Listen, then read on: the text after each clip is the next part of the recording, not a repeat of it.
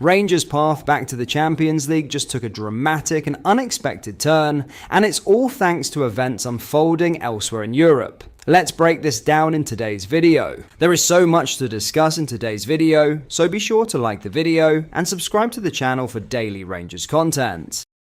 This week's results involving Arsenal and Liverpool could prove absolutely pivotal for the Ibrox club's European ambitions, handing them a major qualification boost that few saw coming. Arsenal edged past Sporting CP with a 1-0 win and now look firmly on course to progress, while Liverpool's 2-0 defeat to Paris Saint-Germain has left them with a mountain to climb. On the surface, those results might seem unrelated to Rangers, but in reality, they could have massive consequences. Here's where things get interesting. Rangers are closely monitoring the ever-changing UEFA coefficient rankings, a system that determines European qualification advantages, and right now, they're in a strong position. Sitting on a coefficient of 59.250, they are currently second only to Olympiacos, who lead with 62.250. However, there's a twist. Olympiacos must win their domestic league to maintain that advantage, and as it stands, they're only third. If they fail to climb to the top, Rangers suddenly become the best placed side to capitalize. And this is where the shock twist really comes into play. If this season's Champions League winner qualifies for next year's competition through their domestic league, which is now looking increasingly likely given the situations involving Liverpool and Sporting, UEFA will activate what's known as the title holder replacement spot. In simple terms, an extra automatic place opens up in the Champions League phase. And if that happens, if Rangers win the Scottish Premiership,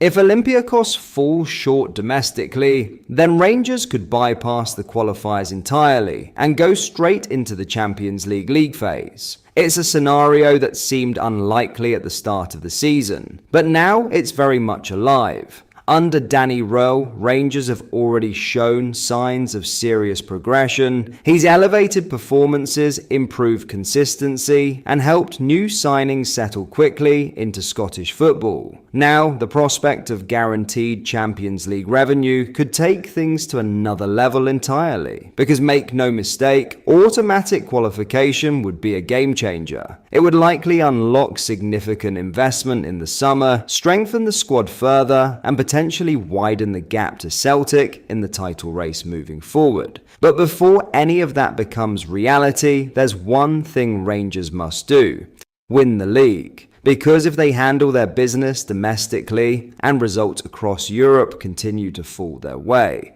Rangers won't just be dreaming about the Champions League, they'll be walking straight back into it.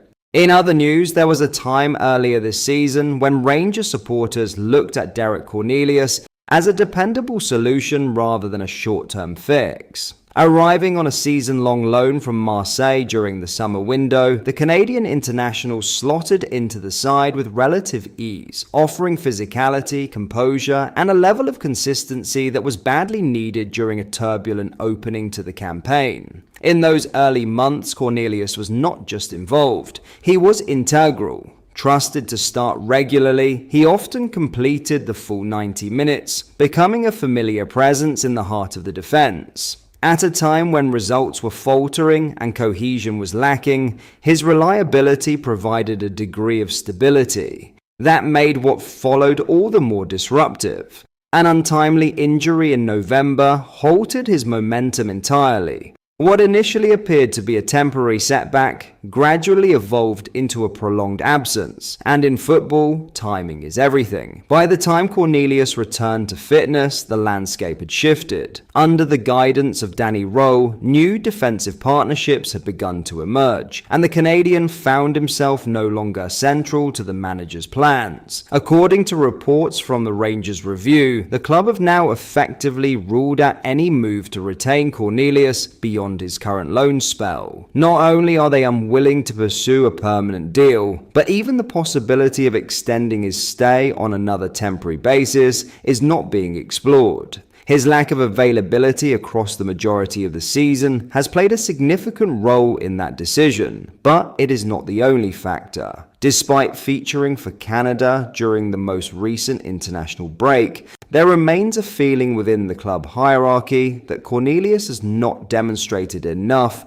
to justify a longer-term commitment. The judgment appears to be based not just on his absence, but on how he compares to the options already at Ibrox.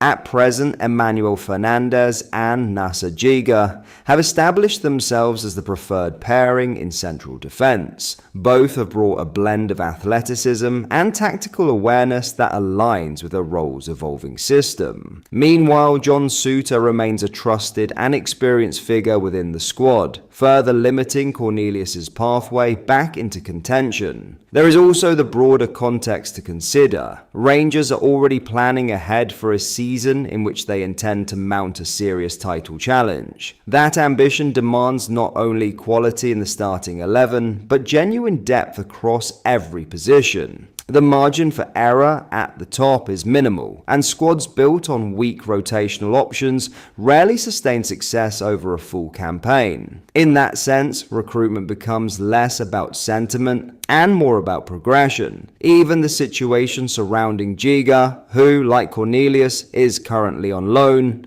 remains unresolved, with the club still assessing the feasibility of a permanent deal with Wolves. That uncertainty further highlights the importance of making the right calls in defence. For Roll, this is a defining period. By the time next season begins, he will have had ample opportunity to evaluate every member of his squad. If Rangers fall short of expectations, scrutiny will inevitably fall on his decisions, particularly in key areas such as recruitment and squad building. It is precisely why choices like this carry such weight. From that perspective, the stance on Cornelius becomes clearer. If the manager does not view him as an upgrade or even as genuine competition, then extending his stay serves little purpose. At 28, he is unlikely to be developed into something significantly different from what he already is, a capable but ultimately limited squad option. Rangers, by contrast, appear to be aiming higher. The intention is to bring in players who can not only start but elevate the overall level within the squad.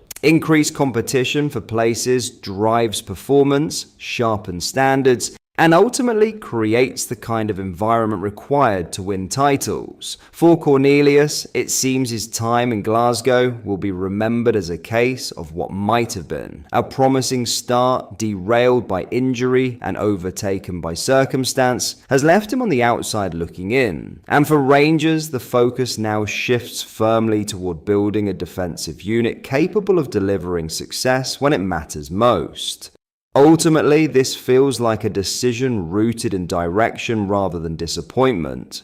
Rangers are not simply looking to maintain, they are looking to evolve, to raise their ceiling ahead of what promises to be a fiercely competitive title race. In that context, every squad place must serve a purpose, and every addition must push the team forward. For Danny Roll, clarity is key. He has assessed his options, identified his preferred defensive core, and is now shaping a squad that reflects his tactical vision and long-term ambitions. But that is all for today's video. Thank you for watching. I hope you enjoyed. If you did, please make sure you hit the like button and subscribe to the channel. We post all the latest Rangers news every single day, so join our fast-growing community so you never miss out. Thank you. I'll see you in the next video.